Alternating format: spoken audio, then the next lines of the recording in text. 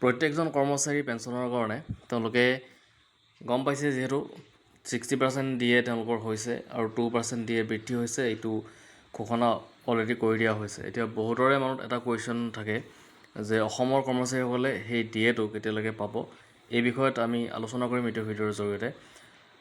আমি এখন নটিফিকেশ্যন আপোনালোকে দেখিবলৈ পাইছে, ইয়াতে গোটেইখিনি কথা ইণ্টাৰভিউ কৰি লওঁ, তাৰপিছত আমি ডিএ কেতিয়ালৈকে পাব সেইখিনি কথা আমি আলোচনা কৰিম। এতিয়া চাওক,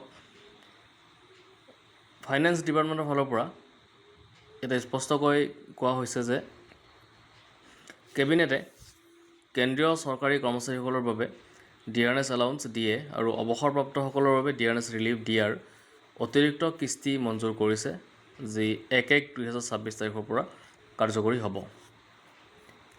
তাৰপিছত ডেট দেখিছিলে 18 এপ্ৰিল।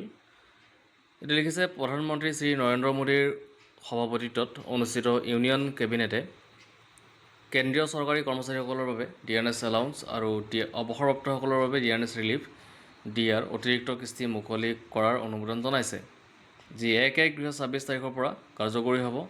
ই বৰ্তমান 58 হাৰৰ ওপৰত 2% বৃদ্ধি সূচাইছে, যি মূল বেতন পেঞ্চনৰ ওপৰত প্ৰযোজ্য হ'ব আৰু মূল্য বৃদ্ধিৰ বিপৰীতে ক্ষতিপূৰণ হিচাপে দিয়া হয়। এই বৃদ্ধিৰ ফলত চৰকাৰী ভাণ্ডাৰৰ ওপৰত একেলগে প্ৰভাৱ প্ৰায় 6,791.24 কোটি টকা বাৰ্ষিক হ'ব। ইয়াৰ পৰা প্ৰায় 50.46 লাখ কেন্দ্ৰীয় চৰকাৰী কৰ্মচাৰী আৰু 68.27 লাখ অৱসৰপ্ৰাপ্ত ব্যক্তি লাভান্বিত হ'ব। এই বৃদ্ধি গ্ৰহণ কৰা সূত্ৰ অনুসৰি কৰা হৈছে, যি সপ্তম কেন্দ্ৰীয় বেতন আয়োগৰ পৰামৰ্শৰ ওপৰত আধাৰিত।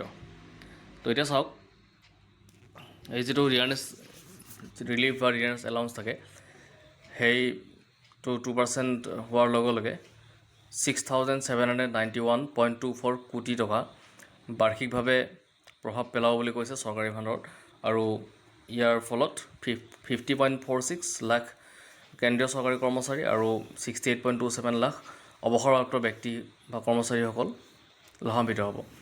এতিয়া কথা হ'ল, কেন্দ্ৰীয় চৰকাৰৰ এইখিনি ঘোষণা হৈছে, তো অসম চৰকাৰত কেতিয়া ঘোষণা হ'ব? তো আপোনালোকে গম পায়, তো অসম চৰকাৰৰ ক্ষেত্ৰত বৰ্তমান যিহেতু ইলেকশ্যনৰ ৰিজাল্ট অহা নাই, তো ইলেকশ্যনৰ ৰিজাল্টৰ পিছত মে' মাহত আপোনাৰ ইলেকশ্যনৰ যেতিয়া ৰিজাল্টটো দি দিব, তো দি দিয়াৰ প্ৰথম যেতিয়া কেবিনেট বৈঠক হ'ব, তেতিয়াই আপোনালোকৰ এই ডিআৰএছ ৰিলিফ বা ডিআৰএছ এলাউন্স আৰু বকেয়া এই গোটেইখিনি কথা ঘোষণা কৰাৰ সম্পূৰ্ণ সম্ভাৱনা আছে। তো অকণমান ৱেইট কৰিব লাগিব, আৰু তাৰ আগত যদি আমি কিবা ভাল খবৰ পাওঁ তেতিয়া নিশ্চয় দিবলৈ চেষ্টা কৰিম। তো এইটোৱে আছিলে আজিৰ আপডেট। যদি ভিডিঅ'টো ভাল লাগিছে, লাইক, শ্বেয়াৰ আৰু ছাবস্ক্ৰাইব কৰি দিব।